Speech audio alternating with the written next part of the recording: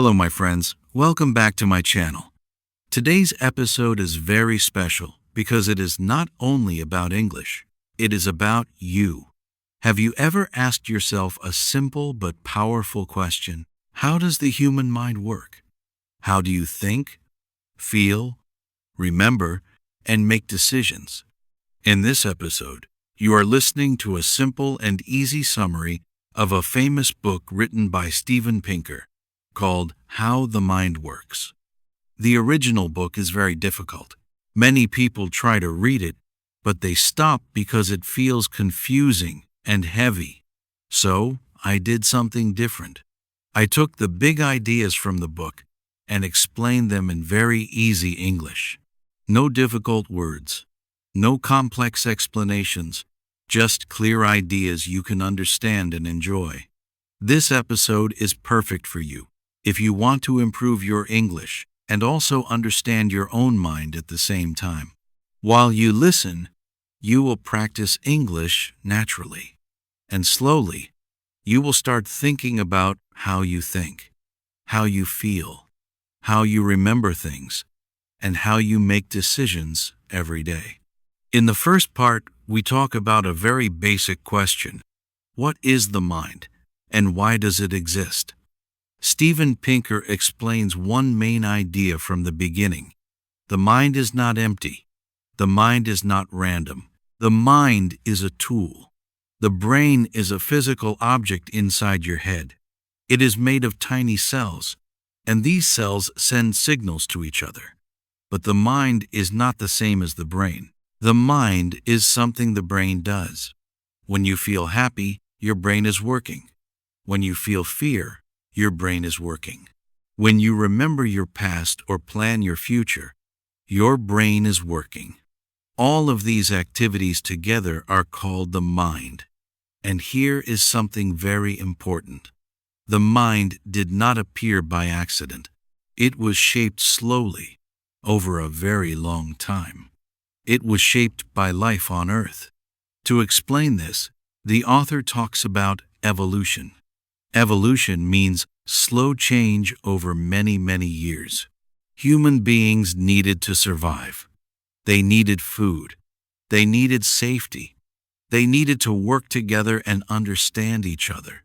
The human mind helped our ancestors survive dangerous situations. That is why the mind stayed. And that is why it slowly became stronger and smarter. The author says the mind is like a toolbox. Inside this box there are many tools. One tool helps us see. One helps us hear. One helps us understand language. One helps us feel fear. One helps us feel love. We are born with many of these tools already inside us. That is why babies can learn language so fast. They don't need lessons. Their mind is already ready. The author explains something people often misunderstand. Some people think the mind is like a blank paper. They think society writes everything on it. Steven Pinker says this is not true. We are not empty when we are born. We have basic ways of thinking. We have basic feelings. We have basic needs. Culture is important. Education is important. But they work with the mind, not instead of it. Another idea in this first part of the book is about purpose. The mind has a purpose. It helps us solve problems. Every day we face small problems. What should I eat? Who can I trust?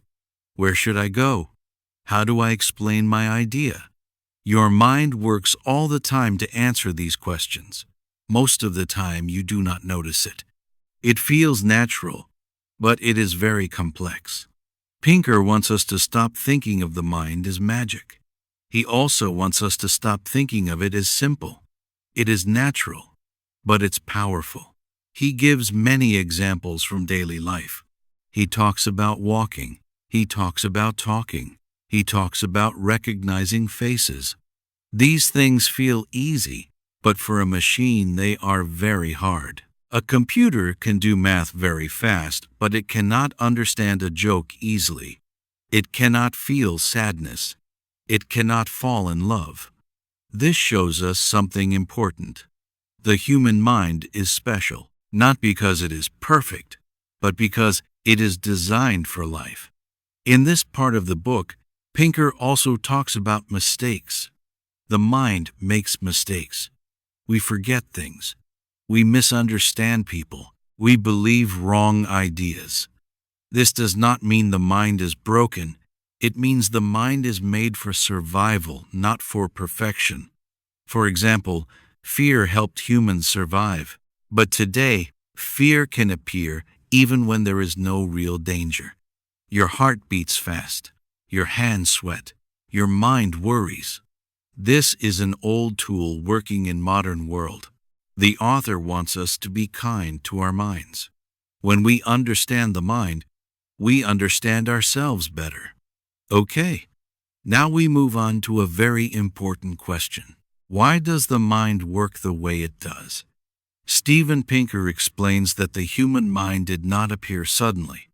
It was built slowly over a very long time. This happened through a process called natural selection. Natural selection is simple to understand. Living things that can survive usually stay alive.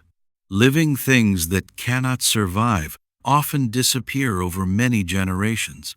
Helpful features and characteristics remain.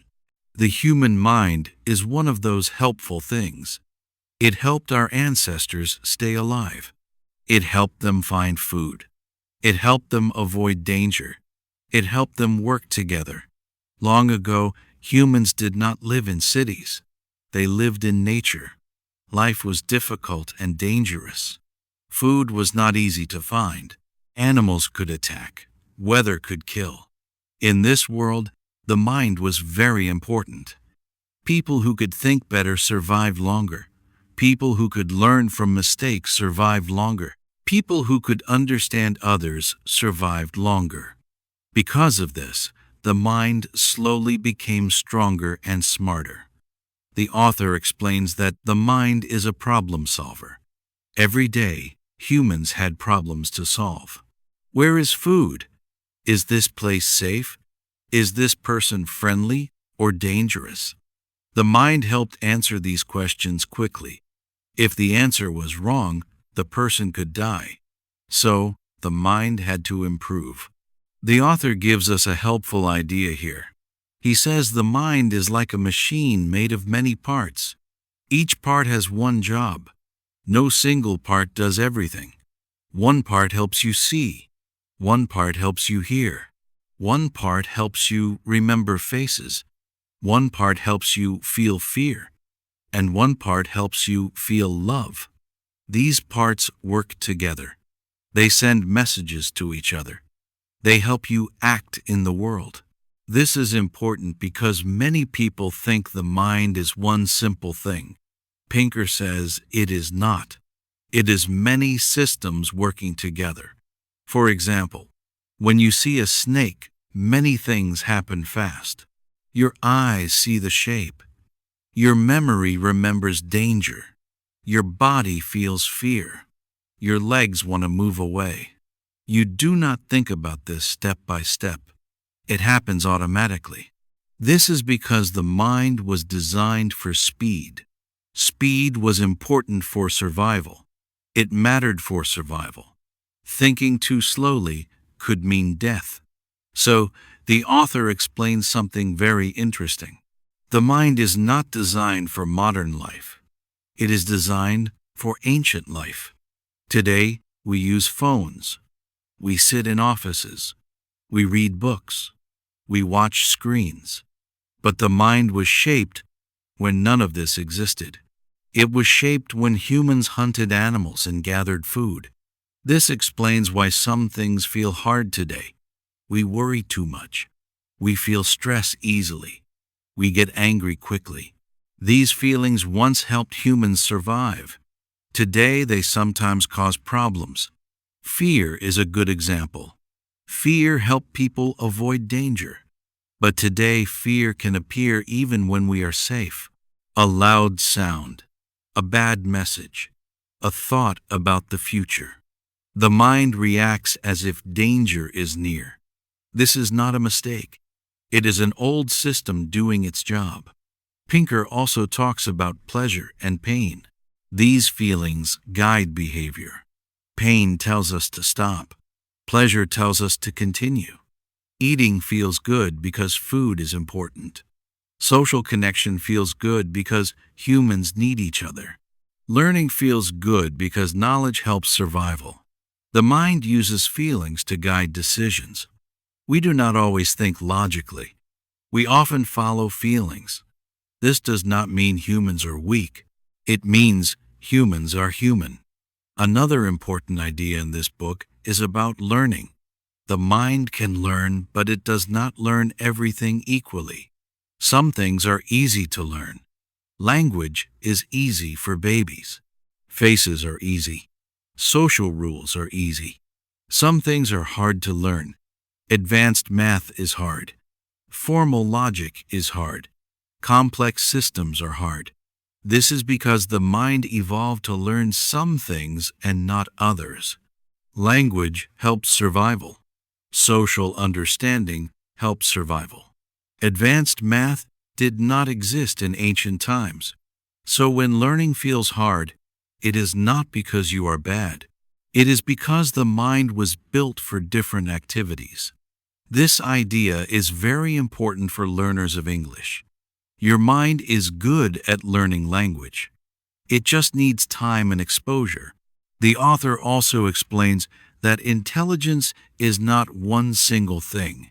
There are different kinds of intelligence. Understanding people, understanding space, understanding words, and understanding tools. People are strong in different areas. This is natural. The author says that the mind is not perfect. The mind can be confused. The mind can believe wrong things. The mind can follow habits even when they are harmful. This happens because the mind uses shortcuts. Shortcuts save time and energy, but shortcuts can lead to mistakes. For example, we may trust someone because they look friendly, but looks can be misleading. We may fear something because of a story, not because of real danger. These shortcuts once helped survival. Today, they sometimes cause errors. Okay, the author also talks about emotions. Many people think emotions are a problem. They think emotions stop us from thinking clearly. But the author says something different. He says emotions are not mistakes. Emotions are tools. Emotions exist for a reason. They help us decide what to do.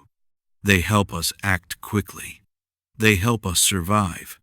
Long ago, humans did not have time to think deeply about every choice. They needed fast answers. Should I run? Should I fight? Should I trust this person? Emotions gave fast answers. Fear is one of the most important emotions. Fear tells us something is dangerous. It prepares the body to act. The heart beats fast. The muscles become ready. This helped humans escape danger. It helped them survive attacks. Even today, fear still works. And this way. But sometimes, fear appears when there is no real danger. A test, a message, or a memory. This happens because the emotion system is old. It reacts quickly, not carefully. So the author explains that emotions are like programs. Each emotion has a job. Each emotion pushes us toward a certain action. Anger pushes us to protect ourselves. Sadness pushes us to slow down and think. Love pushes us to connect with others. Joy pushes us to repeat good actions. These emotions guide behavior. They are not random. The author also explains that emotions and thinking work together. They are not enemies. You cannot separate them. When you make a decision, emotions are involved.